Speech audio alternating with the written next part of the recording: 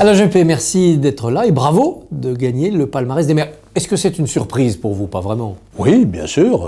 Je suis très heureux d'être tout à fait en tête, mais je ne m'y attendais pas vraiment. Je pensais être dans la bonne moitié, si je puis dire, mais là, c'est une surprise heureuse, et j'en remercie le jury.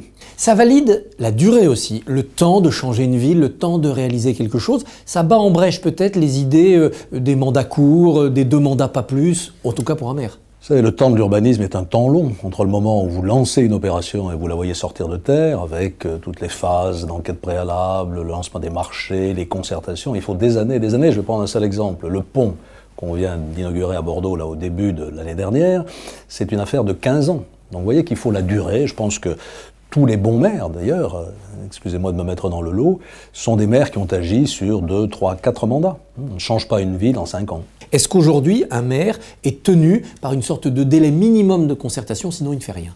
Les choses ont profondément changé, même en 15 ans. Je vois, quand j'étais élu pour la première fois, en 95, je faisais de la concertation. Mais enfin, parfois, je lançais des projets sans prendre le temps de convoquer l'ensemble des riverains ou des associations. Aujourd'hui, c'est impossible. Je vais prendre là aussi un exemple concret, les rythmes scolaires. Ça fait 1 an que nous discutons avec les enseignants, avec les parents d'élèves, avec les associations de quartier. Et sans cela, la réforme n'aurait pas été acceptée. Donc, vraiment, il y a un nouveau mode de gouvernance qui se met en place. J'ai appelé ça chez moi proximité, proximité, proximité. C'est très important dans la vie d'une ville. Est-ce qu'aujourd'hui, le travail d'un maire, c'est de se battre contre l'État, parce que l'État n'a plus d'argent, l'État veut mettre la main sur l'argent des collectivités locales, l'État veut transférer des contraintes aux collectivités locales? Je ne dirais pas se battre contre, parce que ce serait un combat peut-être du pot de terre contre le pot de fer. Et puis, il y a des cas où il faut coopérer, je pense notamment à la sécurité. Moi, j'ai une très bonne coopération entre ma police municipale et la police nationale, donc on fait des choses ensemble. Cela dit, aujourd'hui, on a le sentiment que les collectivités locales sont désignées comme les moutons noirs, et on ne peut pas à la fois rogner nos recettes, qui ne sont pas des dons de l'État, qui sont des dotations qui nous sont dues, et en même temps nous coller des dépenses supplémentaires. Donc là, on est dans une difficulté qui fait que la gestion municipale, dans les prochaines années, va être extrêmement difficile et peut-être conflictuelle avec l'État, naturellement.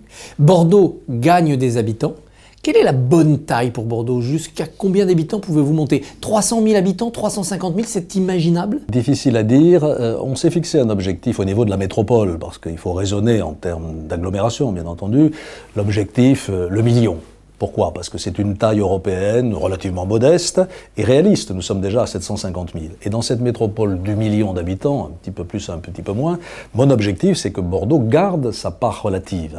Vous parlez de 300 000 habitants. Bordeaux a eu 300 000 habitants au début du siècle dernier. Et puis les gens sont partis à la périphérie. Nous sommes un des exemples les plus caricaturaux de l'étalement urbain. Aujourd'hui, les gens reviennent. Nous avons regagné 35 000 habitants et nous avons la chance inouïe d'avoir des centaines d'hectares urbanisables dans la ville.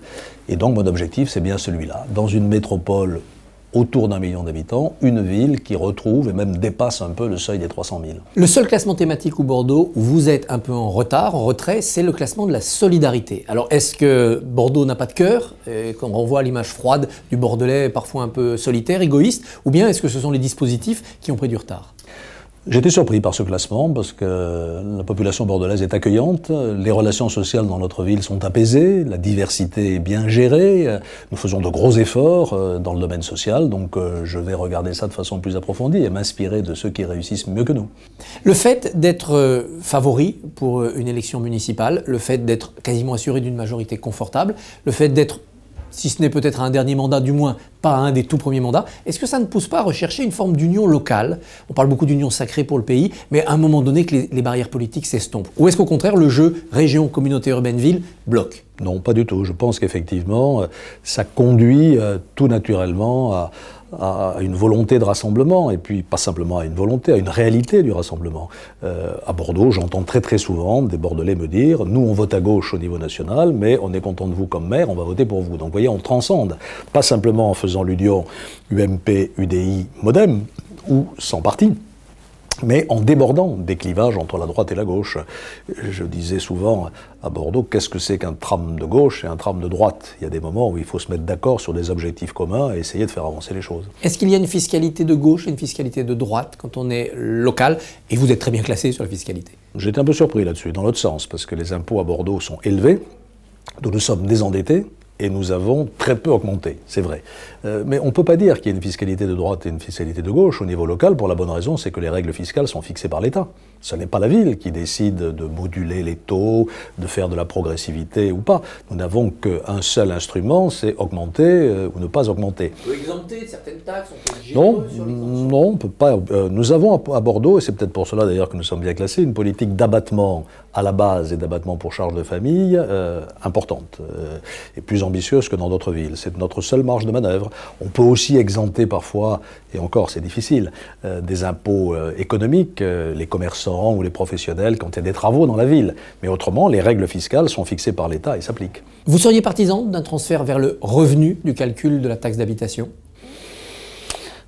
Moi, je suis très réservé sur toutes les manipulations fiscales, parce qu'elles entraînent des transferts qu'on ne maîtrise jamais très bien. Certains vont payer plus, d'autres vont payer moins, et ce sont des réformes très difficiles à gérer. D'ailleurs, ça fait très longtemps qu'on en parle et qu'on a beaucoup de mal à sauter le pas. Je crois que la première réforme fiscale, c'est de stabiliser la dépense et de stabiliser le prélèvement. C'est ça que les Français attendent aujourd'hui. Nul ne doute que vous serez réélu maire de Bordeaux dans quelques semaines, même si une élection n'est jamais évidemment terminée. En revanche, pour la future métropole de Bordeaux, est-ce que vous êtes sûr d'être le patron de cette métropole? Je ne suis sûr de rien, je ne veux pas paraître arrogant, ni même à Bordeaux, certes, les choses se présentent bien, je ne vais pas non plus jouer les coquettes, mais enfin je continue à faire campagne parce que le résultat c'est le 23, le 23 mars. Sur la communauté urbaine, je ne suis absolument pas sûr de reprendre la majorité, je pense que c'est possible, je ne vais pas faire l'analyse commune par commune, il nous faut déplacer 5 sièges, puisque nous sommes en retard aujourd'hui d'à peu près ce nombre de sièges. Et nous avons la possibilité de le faire, il y a une dynamique qui s'est créée dans la communauté urbaine, autour de Bordeaux, le fait que effectivement ma campagne marche bien et qu'elle soit convaincante a un effet de contagion positif sur les autres communes. Et puis, il faut bien dire aussi que le contexte national joue. Même si les électrices et les électeurs disent qu'ils se prononcent essentiellement en raison de préoccupations locales, le contexte national jouait. Il a joué en notre défaveur en 2008. Nous avions le vent de face et nous avons perdu des villes. Je pense que cette fois-ci, il jouera en défaveur des maires sortants socialistes. Pour finir, 2 questions. Comment définiriez-vous le métier de maire? Vous qui avez été Premier ministre, député, maire, c'est quoi? Difficile à dire. Je pense que la spécificité du métier de maire, c'est qu'il faut agir à 2 niveaux. Il faut une vision à long terme. Il faut proposer aux habitants d'une ville la perspective de cette ville à 10 ans ou à 15 ans. Et en même temps, il faut être très proche des préoccupations quotidiennes des gens, la propreté, la sécurité, les écoles, l'accueil de la petite enfance.